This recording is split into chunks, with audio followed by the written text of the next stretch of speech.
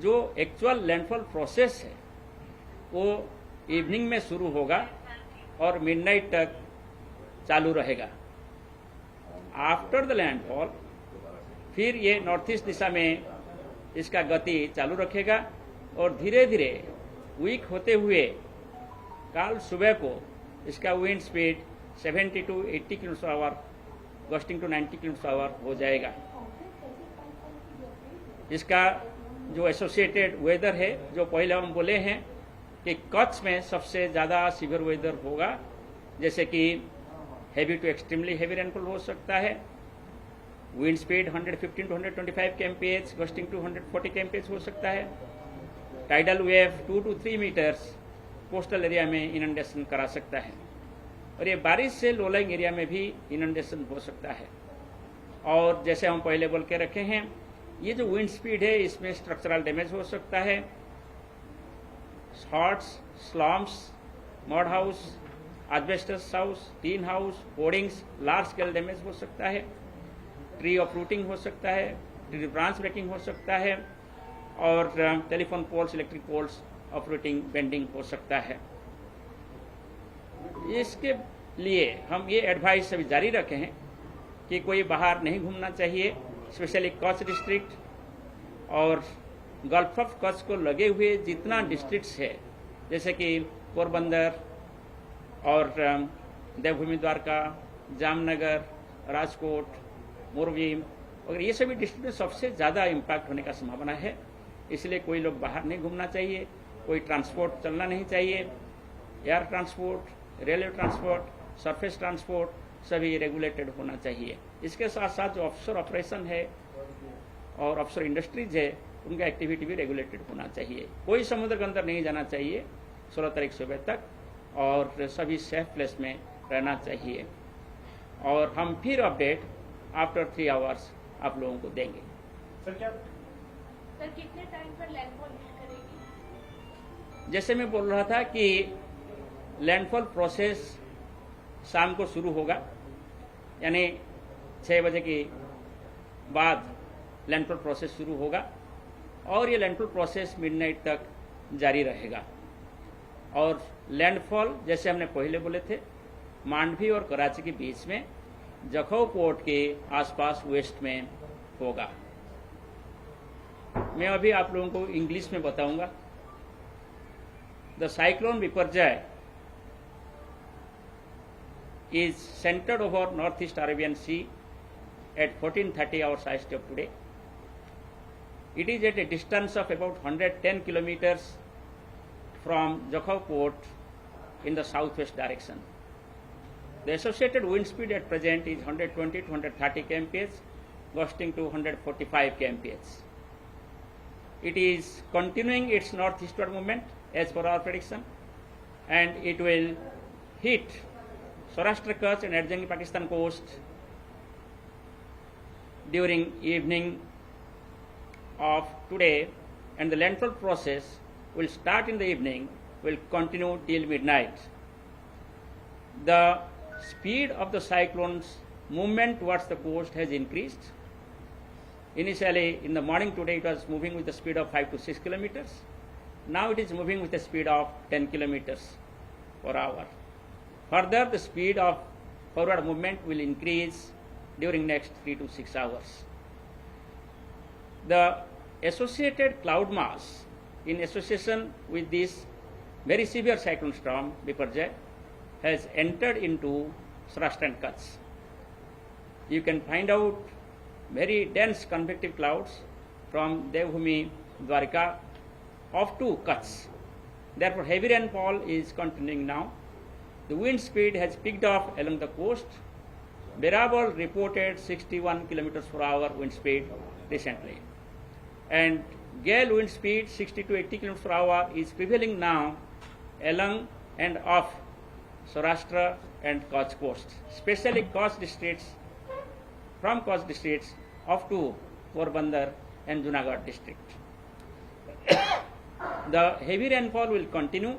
We are expecting heavy to extremely heavy rainfall today over the coastal districts of Saurashtra and Kutch, and also interior district will have heavy to extremely heavy rainfall, but maximum intensity of rainfall will be there over the coastal districts of Saurashtra and Kutch, including Kutch district, Morbi district, Porbandar, Devbhumi Dwarka, Jamnagar, Rajkot districts. After the landfall, the cyclone will move continuously northeast directions, and by tomorrow morning, it will become a simply cyclonic storm with wind speed of 70 to 80 kilometers per hour, gusting to 90 kilometers per hour. And by 17th, it will weaken into a well-marked low pressure area over Rajasthan. The storm surge of 2 to 3 meters, as we have told you earlier, will inundate the low-lying areas of the coastal districts. Especially, its impact will be more over Kutch district, followed by Morbi and Jamnagar and Porbandar districts, Jamnagar and Dwarka districts. So, the heavy rainfall and the saline water due to storm surge will combinedly lead to inundation of the low-lying areas in these coastal districts. So therefore, we advise people to be calm and quiet and stay safe in the shelters or their own home which is safe. They should not move around. The transport should be regulated. The railway transport, air transport, navigations and surface transport should be completely regulated in the region. There should be complete suspension of the marine activity and the fishing activity over the Northeast Arabian Sea till 16th morning.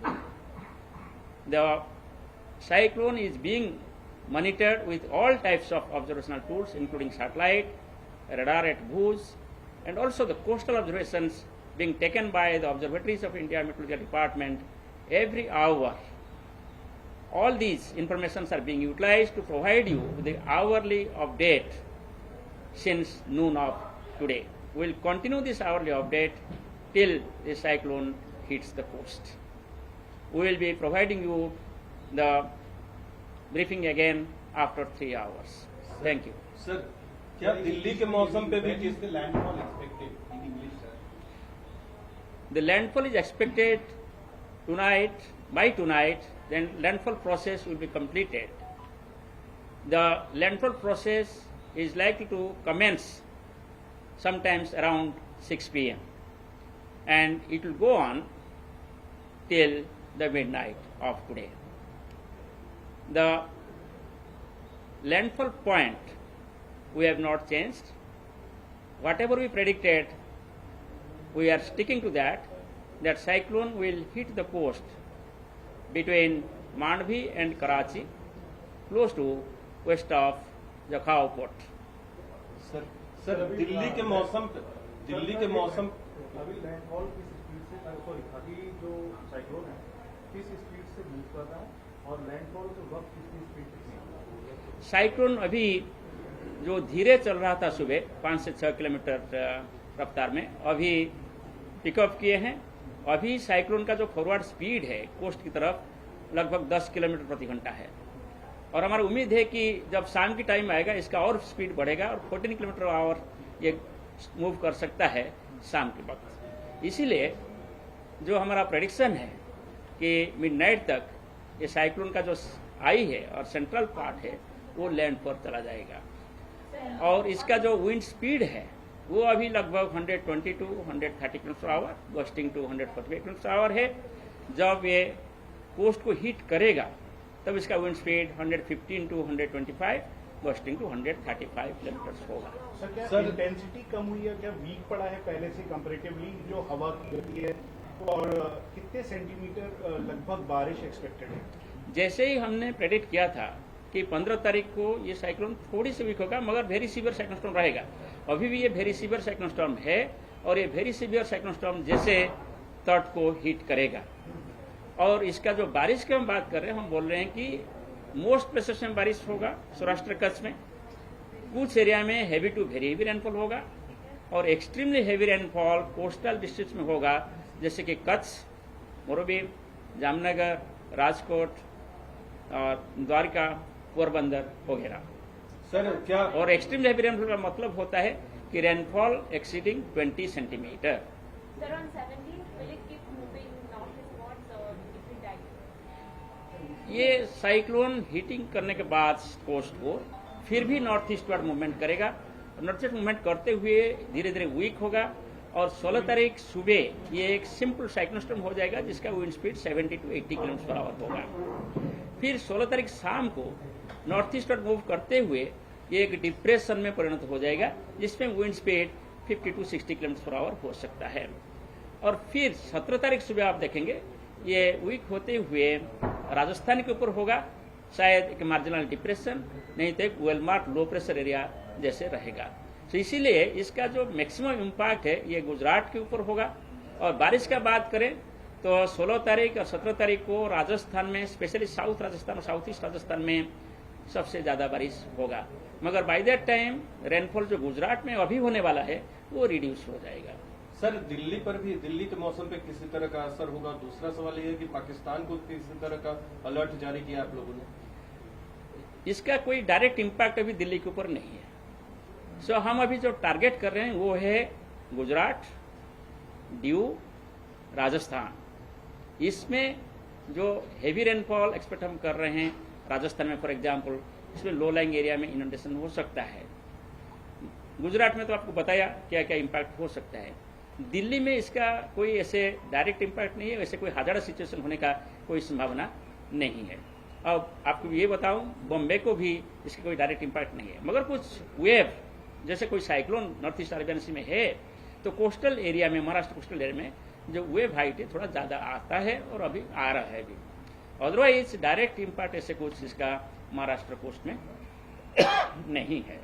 Pakistan वाले पाकिस्तान को हम लगातार इसका information दे रहे हैं। जब भी पहले हम 2 हफ्ता पहले पूर्वानुमान लगाए थे कि अरेबियन सी में साइक्लोजेनेसिस होने वाला है, इसका जानकारी हम पाकिस्तान को भी दिए थे। और डिप्रेशन जब 6 तारीख को बन गया, इसके बारे में भी हर 3 घंटे में पाकिस्तान को हम हमारा ट्रॉपिकल साइक्लोन एडवाइजरी जारी कर रहे हैं। हम एक रीजनल स्पेशलाइज्ड मीटरोलॉजिकल सेंटर जैसे काम करते हैं इंटरनेशनली, और ये रेस्पॉन्सिबिलिटी लेते हुए बे ऑफ बंगाल और अरेबियन सी में जितना कंट्री है सभी कंट्री को डिप्रेशन, साइक्लोन, सीवियर वेदर के बारे में हम पूर्वानुमान देते हैं और एडवाइजरी देते हैं। सर, दिल्ली में जो मानसून आने वाला है उस पर ये साइक्लोन का असर पड़ेगा? दिल्ली का मानसून बहुत दूर है मैडम। अभी मानसून साउथ पेनिनसुला कवर करेगा पहले, फिर नॉर्थ ईस्ट इंडिया कवर कर चुका है, ईस्टर्न इंडिया कवर करेगा, सेंट्रल इंडिया कवर करेगा, इसके बाद दिल्ली की बात हम करेंगे। अभी दिल्ली की बात करना कोई जरूरत नहीं है, क्योंकि दिल्ली को जो नॉर्मल डेट है मानसून आने का वो 29 जून है। और हम ऐसे कोई लॉन्ग रेंज फोरकास्ट नहीं देते हैं डिफरेंट प्लेसेस में कब मानसून एडवांस करेगा, मगर अगले 5 दिन में कि अगले 7 दिन में कैसे एडवांस होगा इसका जानकारी देते हैं। और ये जानकारी के हिसाब से 18 से 21 तारीख बीच में साउथ इंडिया और ईस्टर्न इंडिया में कुछ हिस्सा में मानसून एडवांस कर सकता है।